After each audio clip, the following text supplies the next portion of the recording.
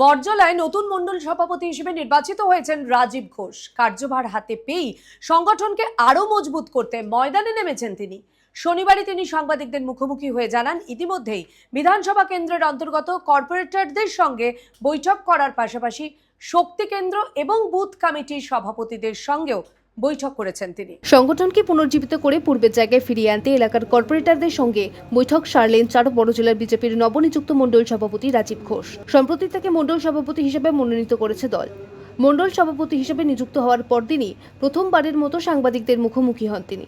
নতুন মণ্ডল সভাপতি রাজীব ঘোষ জানান, 3 দিন ধরেই বিভিন্ন স্তরের নেতৃবৃন্দদের সঙ্গে কথাবার্তা চলছে।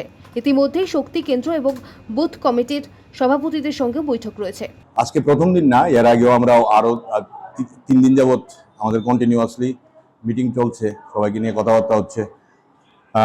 মণ্ডল বিআরআর যারা আছেন আমাদের এবং শক্তি কেন্দ্র এবং বুথ লেভেল স্তরে যারা যারা আমাদের নেতৃত্বরা আছেন সবার সাথে কথাবার্তা হইতেছে। পরিস্থিতিগুলো কিরকম অবস্থানে আছে তা নিয়েও কথাবার্তা হইতেছে। একটু সময় তো লাগবে সবাইকে বুঝতে। আশা করি খুব তাড়াতাড়ি আমরা আবার আমাদের আগের যে পরিস্থিতিতে ছিল বরজলা মণ্ডল, সেই মণ্ডলের দিকে আমরা যাব। চেষ্টা করতেছে সবাই আপ্রাণ, সবাই মিলে কি করে কতটুকু করা যায়। আশা করি আগামী দিন ভালো দিকেই যাওয়ার একটা প্রয়াস তো আমরা নিচ্ছি।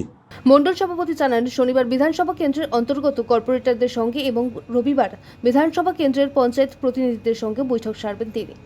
দলকে বরজলা বিধানসভা কেন্দ্রে আগের মতো শক্তিশালী করাই তার প্রধান লক্ষ্য বলে জানান মণ্ডল সভাপতি রাজীব ঘোষ। ত্রিপুরা থেকে দেবাশিস বসুর রিপোর্ট, সিএন ত্রিপুরা।